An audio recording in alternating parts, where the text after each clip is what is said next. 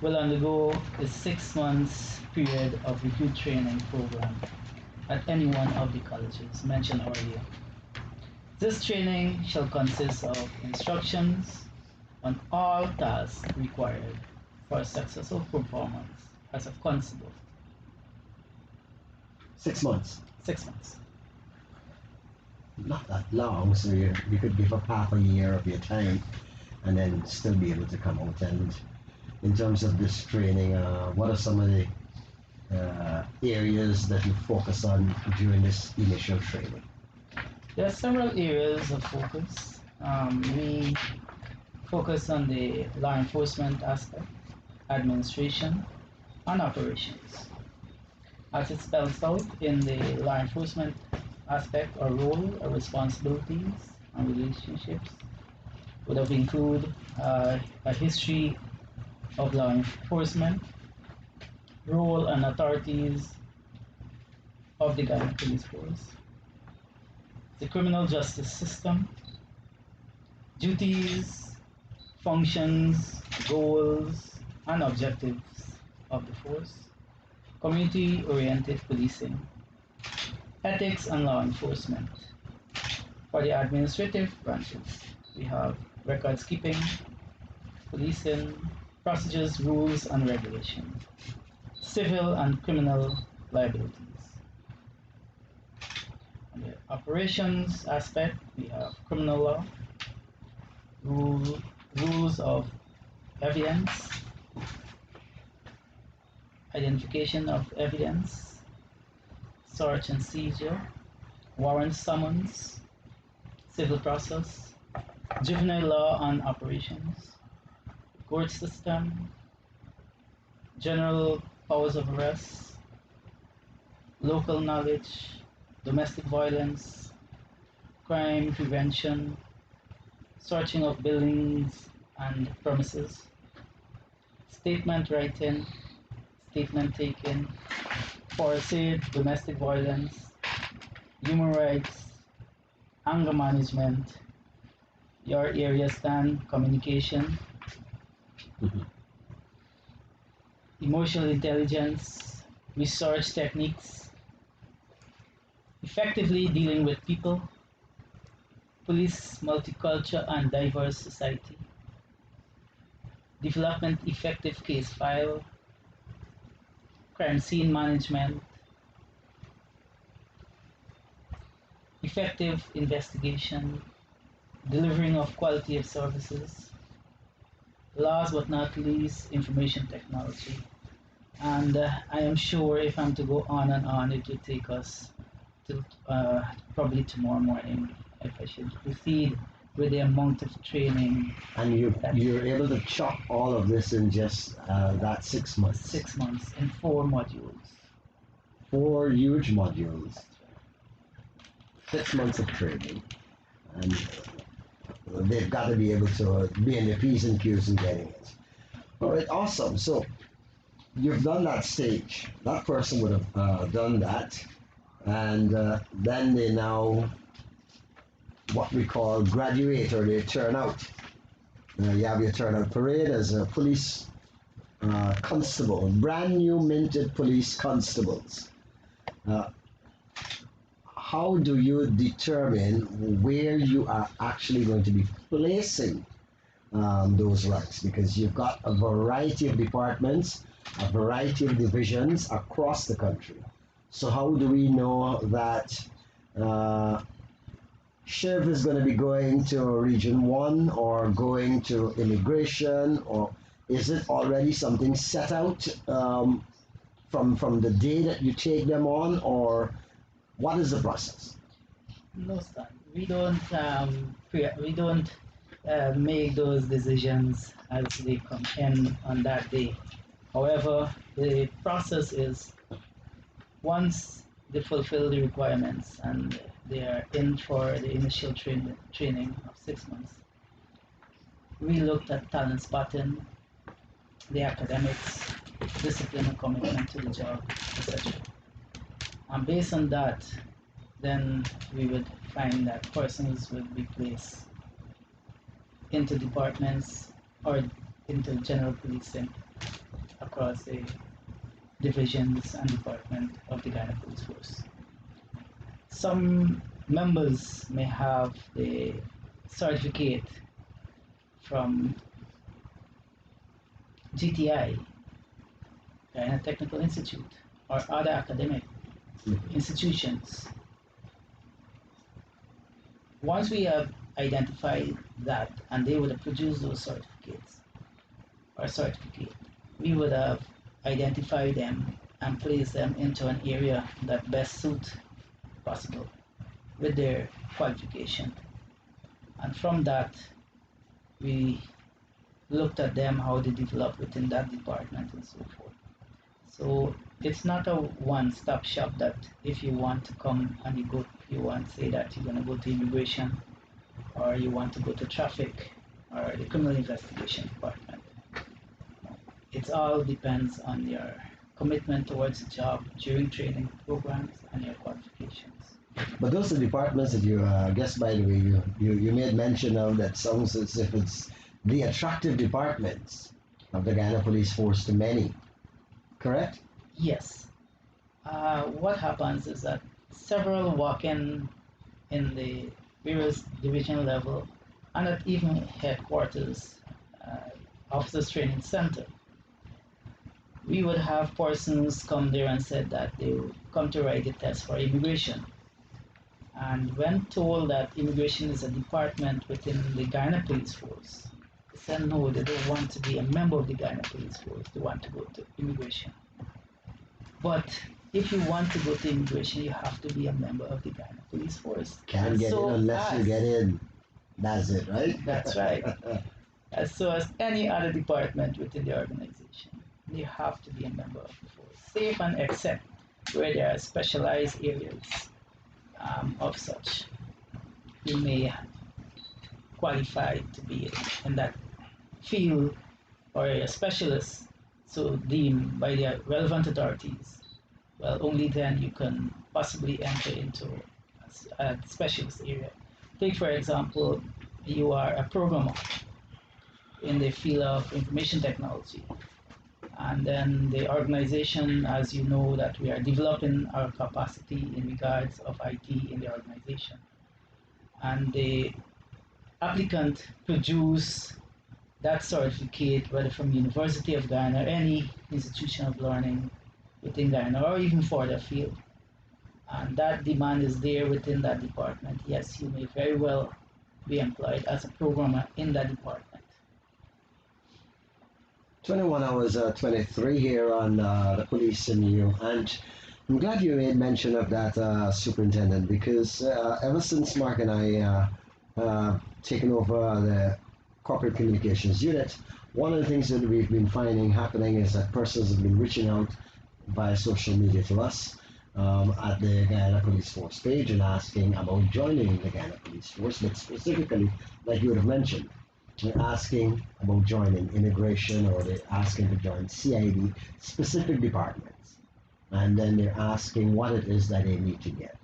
So you did mention that you have to be a part of the Ghana Police Force to be a part of those departments. But what requirements are there should a person have an interest in joining the Ghana Police Force? Well, of course, they will be looking at job security is one part of it. But at the regional level, we have 10 administrative regions. However, Region 4 is divided into 3 policing divisions, being because of population and so forth. Hence, we have 12 regional divisional headquarters. At these headquarters, any member, ones that are fit and able-bodied, and they are so inclined academically and want to be a member of the Ghana Police Force, can go to that headquarters and fill out the forest applicant forms. That form now would have the information, personal information of the individual, and the background check will be done at that level also. So there are 2 steps at the regional level, and even at OTC in Georgetown. Having successfully completed that process, you will be called upon to sit the entrance exam, which consists of maths, English, general knowledge, a dictation, and a composition. Once you have successfully completed that entrance exam, you will be given some medical forms whereby you'll be assessed if you're fit and proper in a medical aspect for to be a member of the organization. Was physically fit and proper. Exactly. I like that. All right. And then they would go for an appointment to do the final medical with the government medical officer at breakdown. All right. Having successfully all of those requirements, then you'll be, of course, on that list for training, if so required. So required, and that is when your 6 months then kicks in of the training. And from what we know, lots of drills happen to be a part of training, along with their classroom setting and scenarios, so that they could hence the fit and proper aspect of things being physically fit and proper. That's right, because the drills part is kind of rigorous, and of course the doctors that's the reason for the final medical by the government medical officer attached to the breakdown police station. Here. So the good thing is, across the length and breadth of Guyana, should a person decide, as you would have mentioned, that they would like to join the Guyana Police Force, they don't necessarily have to come to force headquarters. They can do that at the regional headquarters within that region that they're at, closest to them. It's not until they are actually accepted that they possibly, depending on where they're living to, that you will then determine if it is that they will now be trained for that 6 month period, whether it's in Berbice or Essequibo or let's say Georgetown, correct? That's so.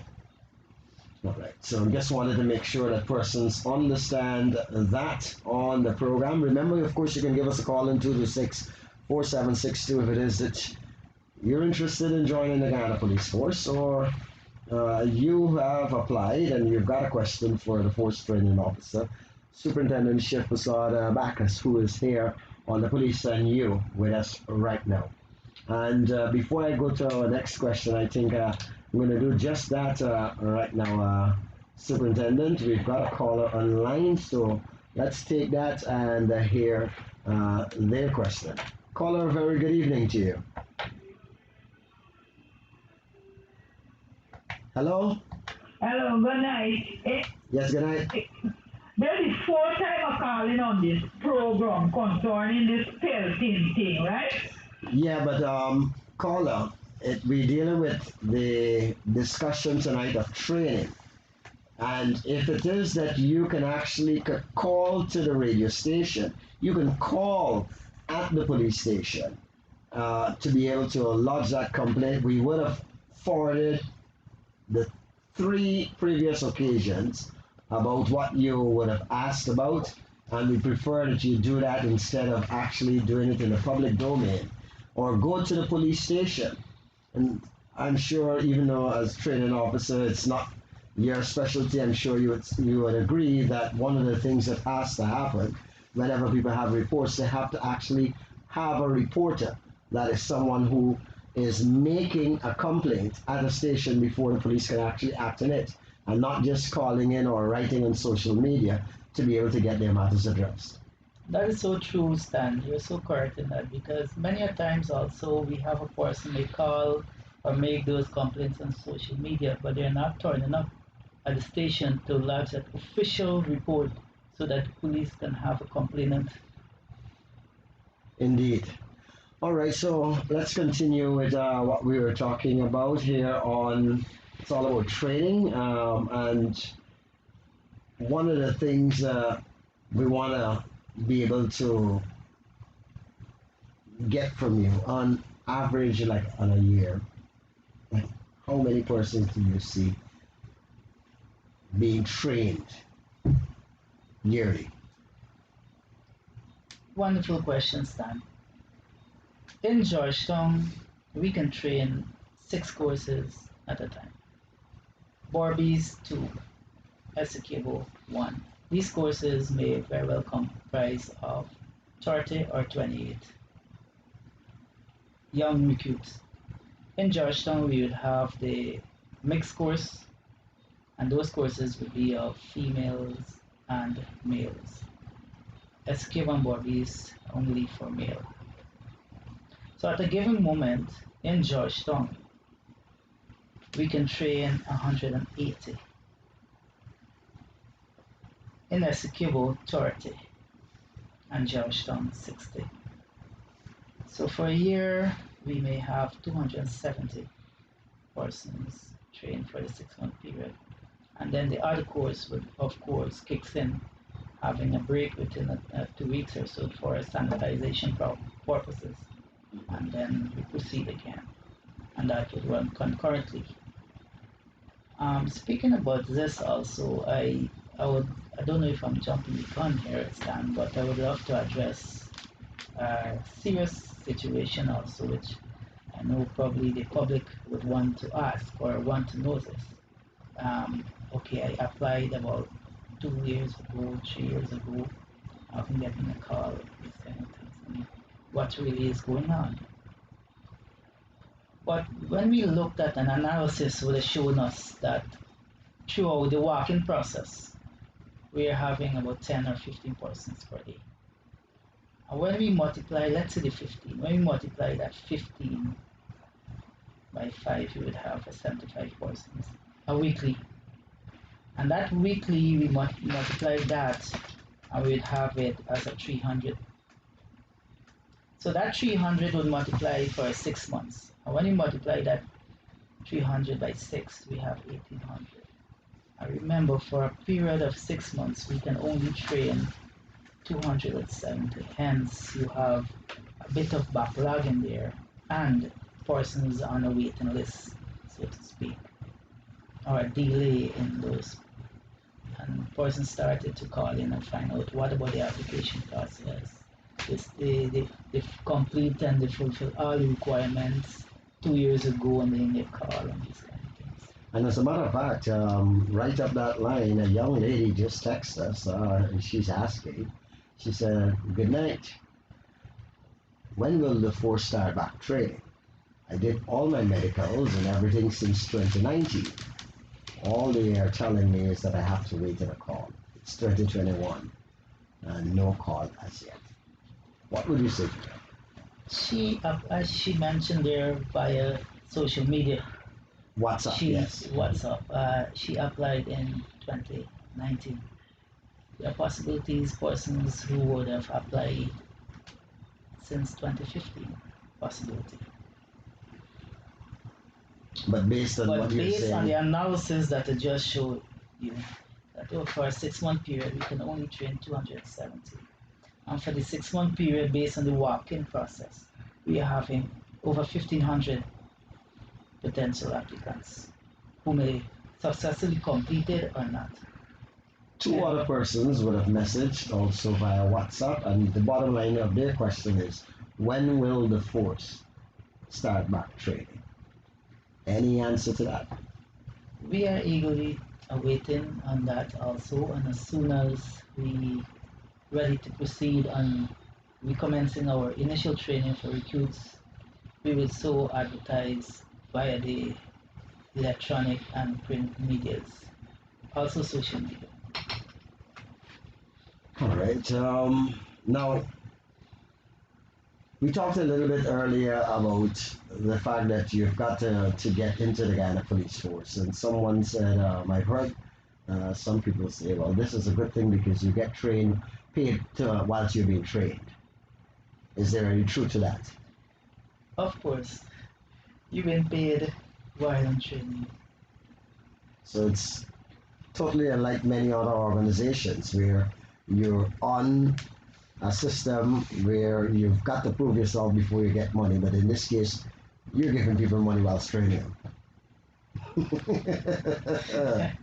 Yes, Dan. The organization policy is that we employed and we paid the salary while training.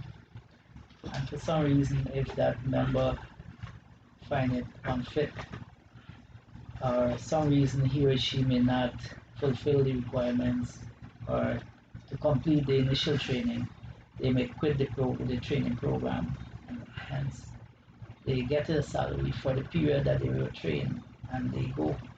Of course, a recommendation report submitted for determination of service, etc. Do you have many of those situations where persons sometimes maybe halfway during training decide, "Oh, I don't want this anymore," and they seek to leave or they just maybe disappear? Indeed, in the past, as the commandant of the colleges, yes, we had those situations, many of which would have returned, stated that they would have made an error in judgment in leaving the training, and for some reason or the other, they want to rejoin us. Well, that have its process itself through Deputy Commissioner Administration acting and 2IC administration. All right. And have you also, on the other hand, have you had a situation where a person would have been accepted into the training, and sometime during the training, then you've discovered that there is some characteristic trait that is untoward or undesirable by the Ghana Police Force that you would now have to divorce yourself from that relationship with that individual? Yeah, we do. There are situations arises when those situation arises. We dealt with it according to the mandate of the organization and the principles or training policy of the colleges. All right, it's just 21 hours, 57 and 30 seconds. I think we've got another caller online, so let's see if I can take that one. Caller, very good evening to you. Good evening to you, Mr. Gouveia and Superintendent. What he's saying this police force training department have a vacuum.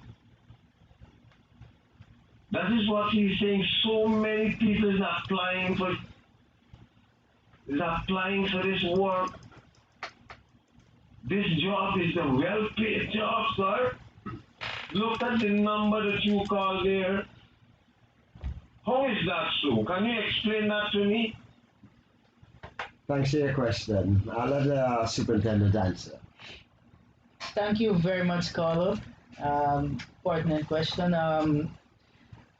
You see, the Ghana Police Force is an organization, and like other organization within the government, job security, sir. They looked at job security and maybe to serve the country they would want to be a policeman. And you and I would know that when you join the organization, especially the Guyana Police Force, there are certain discipline within you that are brought out from society where you come from. Hence, the attraction of the job, even though the salary and so forth is just about $85,000 for the constable where you're starting. But definitely, I believe, as you rightly said, job security is one of the main things that people are looking at, huh? Yes. Many of the applicants, they came and when you interview them, they are of the belief, and which is true, that they are here because of the job and for job security reasons. Because when you ask them where you were previously employed and so forth, the private organization, and they are telling us straight that as it relates to job security, anytime the boss or the person who employ them may threaten them to, if you don't do this in the right way, you will be seek to leave the business organization by way of letter or dismissal. So a person now successfully applies, is accepted, trains, and becomes a policeman. They're in the job now. Does training end there? No, Stan. Training doesn't end there. We are building capacity within the organization. Training is inevitable, both locally and overseas, even with NGOs.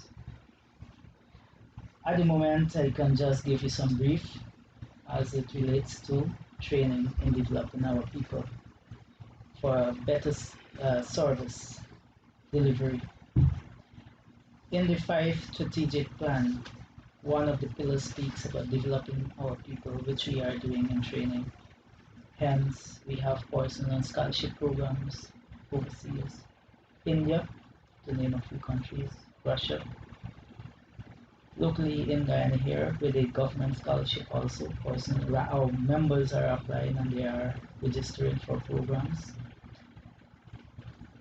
We are currently engaging IDCE through the University of Guyana in 15 key areas that would have we find critical of development in a professional standpoint, such as human resource management, occupational health and safety, and a few others.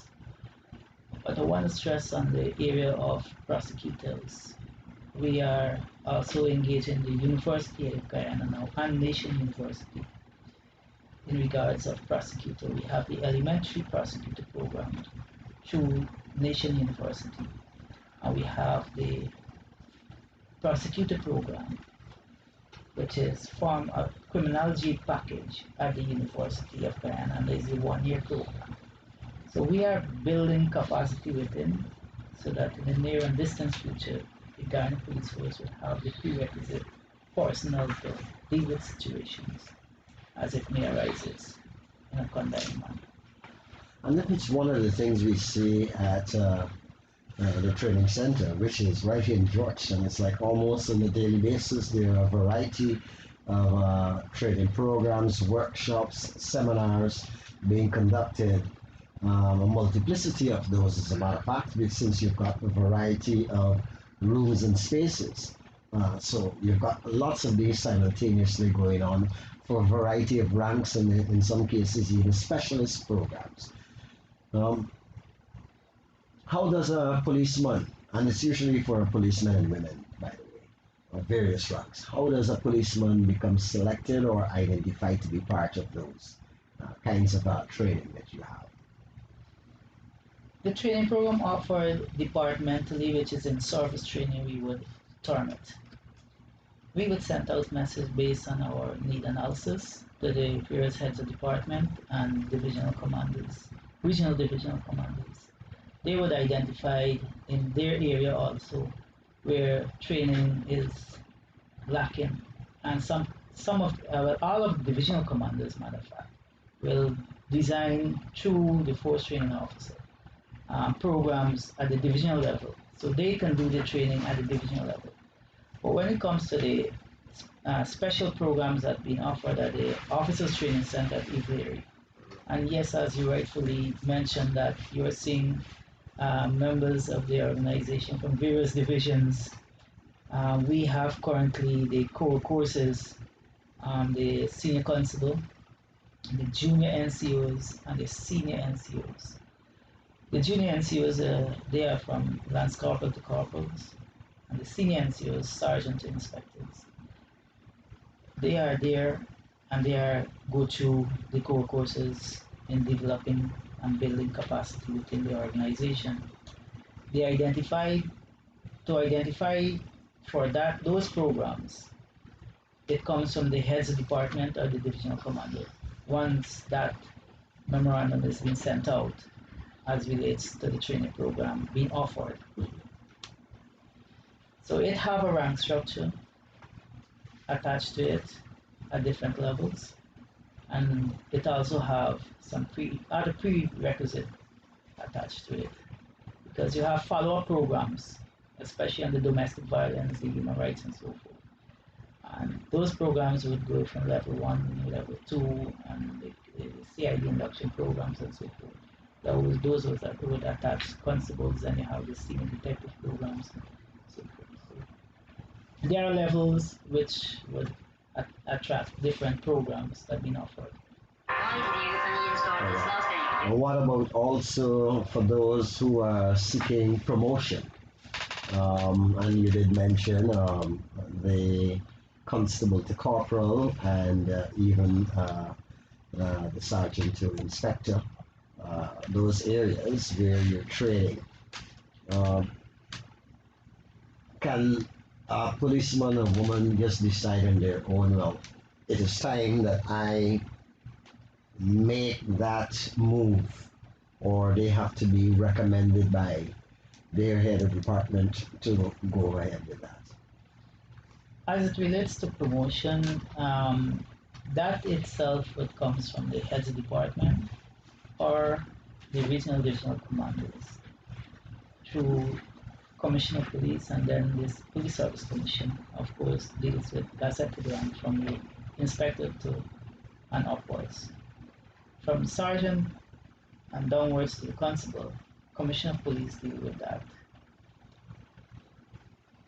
As it relates to the actual rank being promoted from one level to another, sometimes you find that a rank wrote the promotion exam and he or she is successful at that level, whether constable to corporal, inspectorate, or gazetted. But you have to pass one of the levels before you approach the other. So take for instance a rank sit the constable to corporal exam. He or she successfully completed that exam and being promoted to the rank of corporal. That doesn't debar him or her from being promoted the following year to another rank, providing he or she has been disciplined and committed to the job, and then, of course, by recommendation from the various whether heads of departments, divisional commander, through commissioner of police, of course, and then the promotion may very well occur. As it relates to the other levels for the service commission, we will be dealt with from inspector to upward. All right. But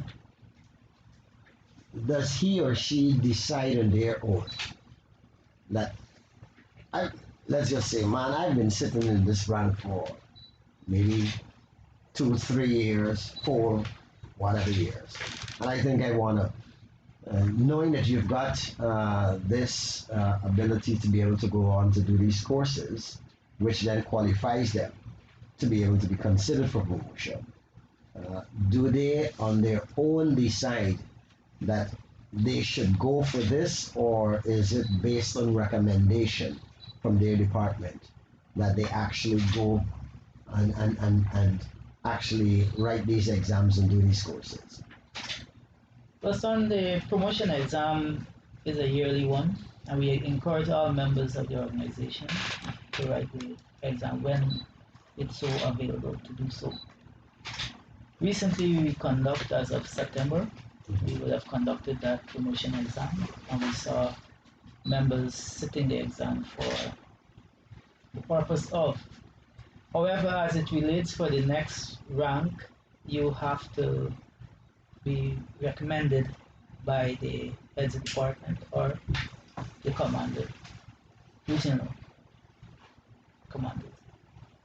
So it's not on your own that you will take it, oh, I ready for promotion in 2021, and then I can go and sit the exam, and then you know that I should be promoted and those things. You don't work like that. Of course, you have to pass the exam, you have to be disciplined, and then recommendation coming forward based on your performance. Based on the recommendations. All right, and are these exams difficult, or should I, as a matter of fact, not difficult, if a person sits an exam, let's just say a junior rank, sits a constable to corporal exam and is not successful, do they have a chance the following year to rewrite the exam, or all is lost at that time? No stand. If a member approaches the exam on the specific date and time, and he or she is unsuccessful at that exam, the following year or the next exam, he or she can go and They can apply. not up, submit a statement, and then they would sit the exam. The procedure of the exams is that you have to submit a statement, and in event you didn't, in some circumstances, we do allow you to sit the exam also based on we develop candidate numbers. So at the exam centers, there are candidate numbers for you who doesn't submit the statement to write the promotion exam. So they're not being disenfranchised that okay, if I fail the exam at this sit-in, then the next sit-in I'm being debarred. No, they've been allowed to. So a member of the public just messaged to ask. They said they've known a police constable who has been a police constable for 13 years, and they're wanting to know if it is that he has not been promoted because he has been unsuccessful all this time at the exam. What could speak to a person not being promoted, or maybe not even writing the exam? What would be some of the reasons? And there are several reasons. One, the person that rank may very well be in discipline rank, and he or she may have several infractions, meaning charge sheet or matter before the court and so forth. Could be complaints, allegations, and it could very well be that the person is approaching the exam and that rank failed the exam. So it could be failure of exams, could be having infractions, and if you've got a charge sheet, that debars you from actually being considered for Yes. promotion. If you have matter pending, etc. For how long? Sometimes it be for depends on the trial officer how they expedite that process. In most cases, Deputy Commissioner Administration now is asking for matters to be expedited so that persons can have a speedy trial whenever these matters or ranks have matters pending and so forth. And so you did mention, Superintendent, that there seems to be a twofold purpose when it comes to the whole the consideration of promotion aspect. That is from corporal to its sergeant, and then from inspectors upwards. The commissioner of police deals with corporal to sergeant, whilst there is the public service commission the police service commission, sorry, that deals with that promotion. So let's say a person is a sergeant and they decide to write the inspectorate exam, they're successful at it, and so on. Do they go through an application process with that commission to be able to be promoted to the next one? Is that how it works? No. What happens is the recommendation would be done through Commissioner Office to the Police Service Commission for the inspector rank.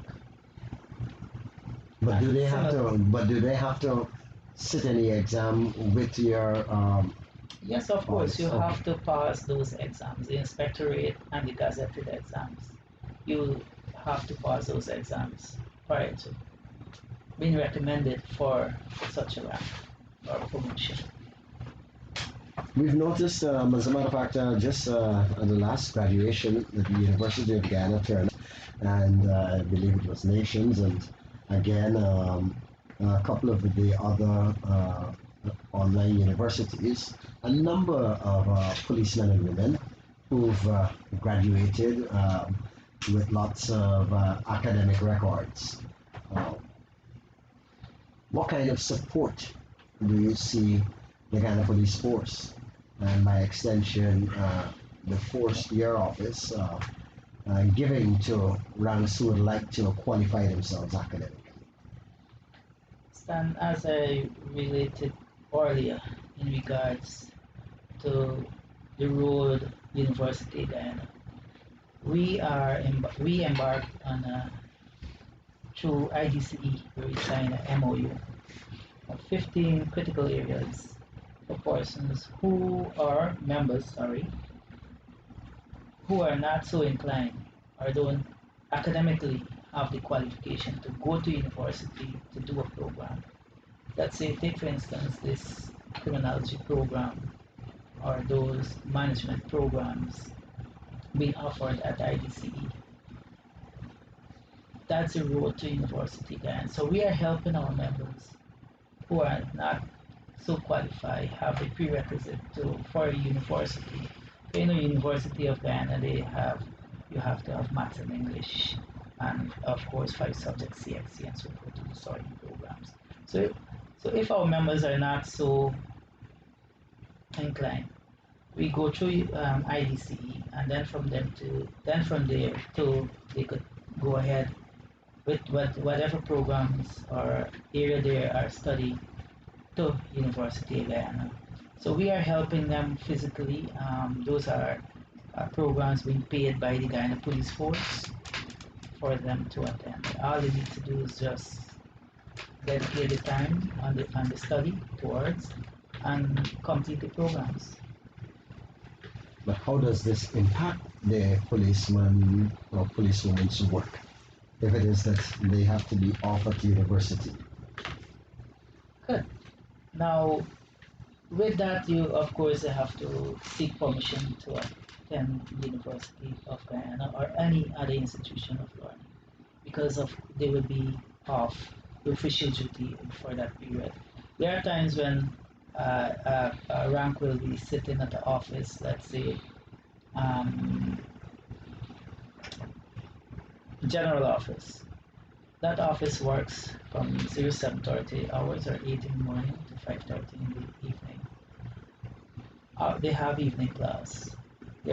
Of course, you have to seek permission to go to classes through the means also. Now, when that rank would have finished her class, he or she can go home because they are working at an office that have 8 to 5:30 period. But we have members who are stationed outstation, like Kitty Police Station, Breakdown Police Station, New Amsterdam, even Lenora, sometimes Linden and so forth, and the outskirts. Those ranks being given time off to attend University of Guyana or other institution of learning. And during that period of time, they would go to the class, providing the exigency permit, and then they would return subsequently when class would have concluded for the evening or the day to complete the work at the office. In some instances, you find that persons may have a full time to attend to the studies, depending on the area of study also. We've noticed. As I mentioned earlier, we have persons on scholarship program overseas in India and Russia. We notice with the advent of COVID, however, many of many institutions now are taking to an online platform. Is this, would you say or consider this as a good thing because you don't have to have that policeman or woman physically away from work to be able to do their classes, complete their classes? And they could basically, as we say, still kill two birds with one stone. That is, study, qualify themselves, while still being able to put in their hours. It comes as a blessing in disguise. COVID. It have a twofold. One in regards of our professional training at all levels. Some of the trainings are deemed face to face, while some can be Virtual. virtual. Take for instance, currently the CBSI LMS platform being used through the Caribbean, and we are benefiting from that at various levels. Our ranks are benefiting from those training, several of which you have the human smuggling workshop, forensic video analysis, domestic violence, and the use of PPE, forensic and security officers, and so forth. So those are from the regional level and our sisters organization within the Caribbean territories, and also for the field.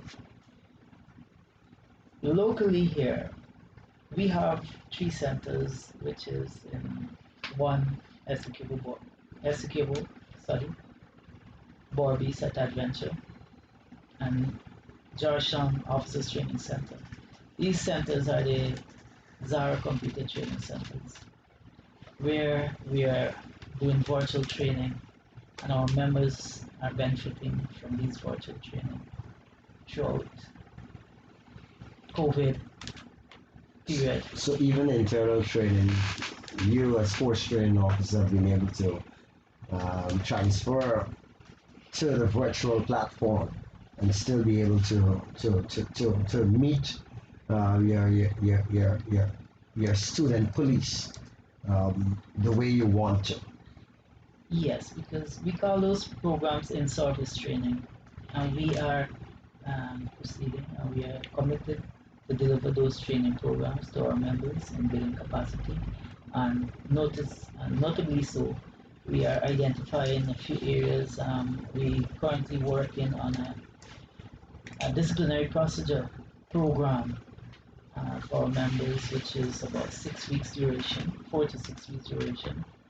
We will be also working on a financial procedure program that would deal with finance, of course, throughout.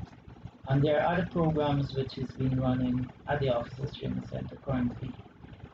Take for instance the COP Squad 21 initiative through the Ministry of Human Services and Social Security. We have members being trained in the domestic violence program currently at the Officers Training Center, a duration of 8 days. There are those who would like to say that ever so often, particularly you mentioned a long list of training subject matters that the Ghana Police Force under your watch continues to deliver to its rank and file. There are those who sometimes when we see certain infractions on social media, people often say, well, they need more training. They don't know how to talk to people. They don't know how to this. They don't know how to that in terms of addressing, policemen and women, maybe their reaction or their behavior to members of the public whenever something happens. Would you say that you need to up some of your training that is offered, particularly in the area of customer service, since you did mention it is a service-oriented organization that we are part of? Yes, Dan. Rightfully so, and even at your area, you would have in the CCU communication, you would have benefited from some training programs and members of that unit through the University of Guyana. And yes, we did some training programs in communication, police oriented, customer and service delivery. But at the end of it, we could only give you a tip of an iceberg. But the onus is on you or our members to follow up whatever training you would have received at various levels to go out and deliver in a professional manner. Training is, we understand, is inevitable. It must and it should continue at all times. and best practice is what we would strive for at all levels within the organization. We would also, the rank and file would condone any malpractices in regards of training and they're not delivering in a professional manner. We would love to see our members approach and deliver in a professional manner. Hence, these training programs for our members so that we can build capacity through the rank and file. So the delivery of service could be there at a given moment. But like I said, it's the onus is on the rank itself to return to the various communities or station where they come from and deliver the training that they receive in a professional manner. Let me just well, as a matter of fact, ultimately ask this in terms of female ranks who are in outstations. What consideration is given for them in terms of training? Let's just say, as you rightly mentioned, you've got so much of these training programs, but you've got a female rank who is all the way in Region 1. And it might be physically impossible for her to leave where she's at to be in Georgetown or be on a suitable coast in Region 2. Where she's got a young family or even a male, a young family, to leave to actually go to those training centers to be able to do the training at that point in time. It's consideration given to them for that kind of training. Stan, as it relates to outline members, and as said, is a blessing that this guys COVID, hence the LMS platform. At all of our regions, we have dedicated bandwidth where they can log on to their mobile device or any other electronic device and receive these trainings virtually. We would have embarked on, like I mentioned earlier, the CBSI, who is offering programs, several, and even members from Region 1 benefited, Region 7, Region 8, Region 9, Region 10. So it's not a limitation. We don't do gender bias. We see all members as equal and they should train, because at any station when you go there, you may very well reach a female rank on duty. He or she must be trained to handle the situation in a professional manner. And just as we are getting so nice and deep into this conversation, our time here is done. Before they kick us out, I'd like to ask you, Superintendent, your final thoughts. What would you say, more particularly to those ranks who are interested in being trained and those persons who would like to join the Ghana Police Force? As it relates to ranks in who would love to train, their time has come. We can't do everybody one time. There are classroom stipulations, and we will be ensured that all our members are trained and trained in a professional at the various levels to deliver. As it relates to persons who want to join or be a member of the organization, we encourage you. The Guyana Police Force, yes, you may come and you would say that, oh, I tried or I write the exam or I want to join, and those excuses are there. However, we encourage you still, sit the entrance exam as a Lato. If you don't buy a ticket, you don't have a chance. So by successfully complete the exam, you stand a chance of being called upon, and someday you will be called upon. To be able to serve and protect. I like that. Superintendent Shivpersaud Bacchus, I want to say thank you for spending some time with us here on the Police and You've certainly been enlightening, and we will definitely have to do this again. Thank you very much. Thank you, Stan, and thank you for having me. Right. And of course, thanks to all those of you who have been in tune with us on the program tonight, which came to you from the Ghana Police Force's Corporate Communications Unit. Producers in studio, none other than Raj Bali and Van Rossum. Our streaming maestro, Brown. And we've also got our camera crew from NCN. And I couldn't understand what it is that he was mounting over that that mask. Yeah, over that mask. But of course, we want to say thank you very much for joining us. Do enjoy the rest of your night, and we'll be back with you with another edition of the Police and You next Tuesday, same time. Take care.